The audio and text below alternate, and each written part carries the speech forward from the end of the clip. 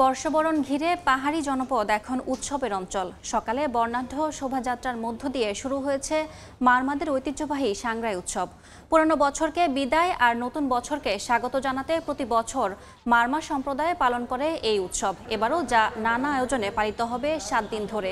তাই মারমা পল্লীগুলোতে প্রদীপ প্রজ্বলন, পিঠা উৎসব, লোকজ মেলাসহ রয়েছে নানা আয়োজন। থাকছে সাংগ্রাইয়ের প্রধান আকর্ষণ মৈত্রী পানি বর্ষণ বা জলকেলি। মারমাদের জলকেলি উৎসবে যোগ দিতে স্থানীয়দের পাশাপাশি ভিড় করেন দেশি বিদেশি পর্যটকরা।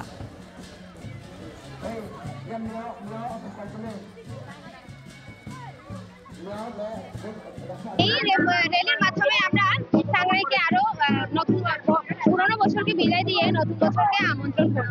2025-এ এসে যে আনন্দ অনুভূতি হচ্ছে, খুব ভালো লাগছে আমার। বছরে একবার সাংগ্রাই আসছে আর রিলিতে বের হয়ে মানে সবার সাথে একসাথে মানে বের হতে পারতেছি, মানে সবার সাথে দেখা হচ্ছে।